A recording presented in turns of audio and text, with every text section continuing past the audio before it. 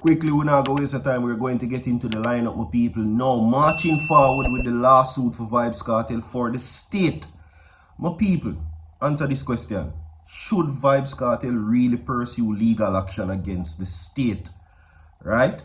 Yes or no? I'm going to ask you again.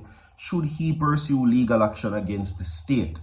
We have also this huge news right now in the segment that come up where 3 persons get dashed away and several persons injured in yet another mass dropping on Mandela Terrace. 3 get dashed away and several persons injured in Mandela Terrace. Yet again, my people, I have to say this, does it really feels like crime and violence is going down in the statistic?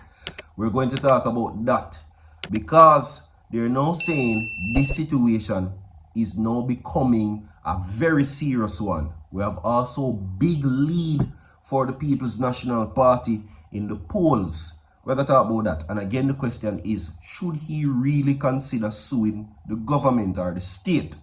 I see a whole heap of people say, oh, well, under the government are going to pay for it are really the people, tax-paying citizens. You understand? There are certain things that it relates to where that is concerned, and we're going to talk about it.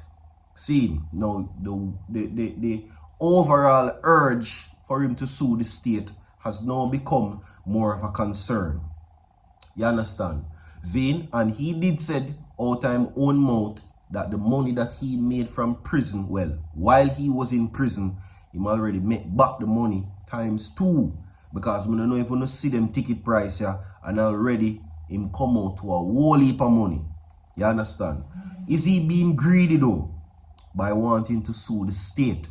Many persons are saying that he is within his legal rights to do so. You understand? And enough people, there is also the aspect of an unfair trial. There is also that aspect that even when he did the interview, he was saying that many other persons who go in a prison, many people going there for some serious crimes. Some going there for the big R, some going there for, dropping, some going there for robbery or whatever the case may be, and everybody gets bail. However, Vybz Kartel's bail was denied multiple occasions. And of course, there is also the factor that the Privy Council ultimately ruled that his trial was not fair and multiple breaches of his constitutional rights. You see me? Now, should he really sue the state? Same, because what is being said is that if that is pursued, the sum of money would have been too hefty for the state to pay. You understand? So it would be a 1 million or a 2 million. The last 5-day hearing that took place that made the final decision for him to walk free amounted to $14.5 million. That was just 5 days. And there is also the other big budget that got the case to the Privy Council, also took him several $1 million as well. Remember, Vybz Kartel served 13 years in a prison, right? Or 12 and a half, arguably. But they are now stating that the lawsuit for the state should be the main priority for the entertainer, right? Where now persons took to Twitter and are now saying that Vybz Kartel, sir, please go and sue the government for your lost time and not we the people that chanted.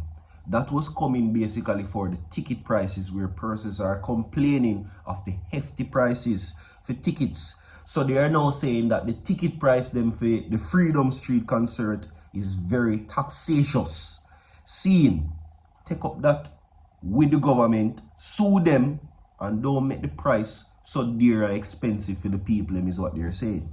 There is mixed variations of opinion where the ticket prices are concerned, but we're not going to talk about that right now. We do multiple videos on that, and right now the conclusion of suing the state, really, is it a good idea or a bad one? Alright? Some people say, well, them release him already, so he can't get no freedom. Some people say, well, the breach for his constitution is something that he should be compensated for. What are your thoughts on that. Should he sue the state? Yes or no? Alright? Leave a like on the video. I never do no intro for them people too. Me get into the stories them quickly. You understand? Anyway, this is where I'm going to leave that now. Last update pertaining to the lawsuit of the state.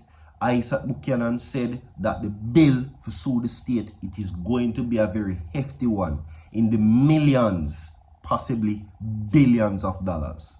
Really. Because if you check the overall duration of the trial versus now, no one really knows how much money compiled together him really pay for fight the system. And he fought indeed, and it cost him whole heap of money. Whole heap of money. So, people they must say, well, if it is only fair or right that he try to recoup back some of the money there, what you think about it? You understand? A taxpayer's money though. Moving right along to this major news, right?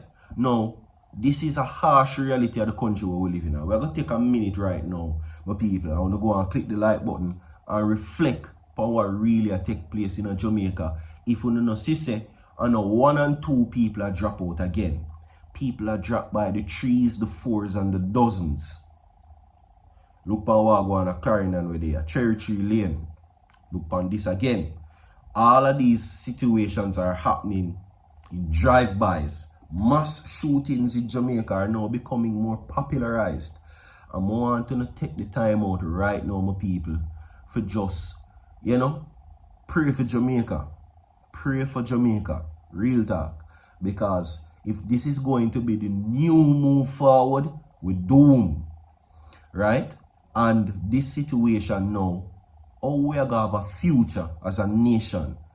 How are we going to move forward with Jamaica having one of the highest crime rates in the world, not just the Caribbean?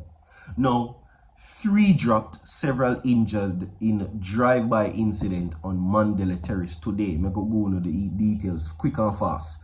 Kingston, Jamaica. 3 people are now dropped and several others recovering from injuries after gunmen opened fire along Mandela Terrace yesterday night.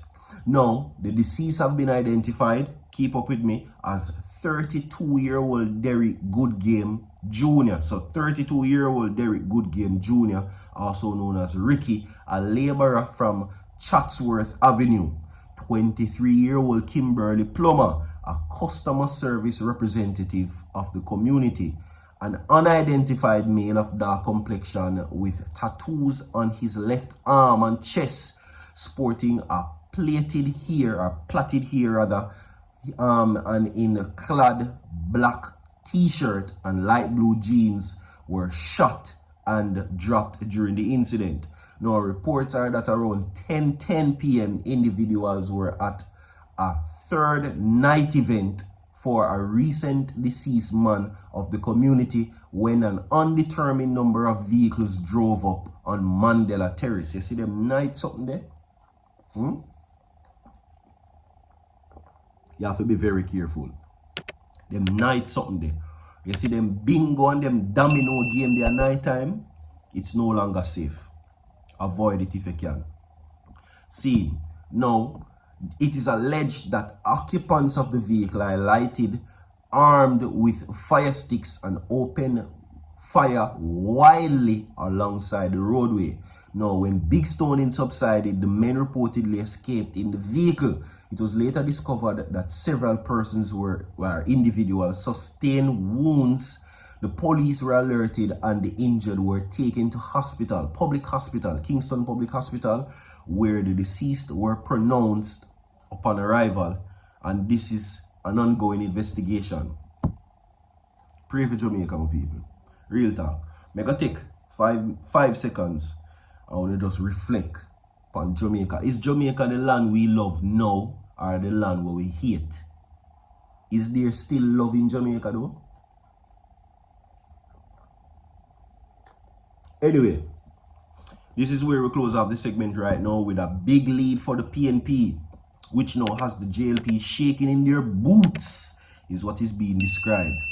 Now, for the first time in history or in recent years, the People's National Party has found itself ahead of the JLP. right? And this is according to, again, the polls, the Dan Anderson polls, who recently conducted a survey. Now, this is the lead right now. The PNP is at 36.8%, while the JLP is at 29%. That is a big lead. So does that mean that now the PNP is poised to win the general election?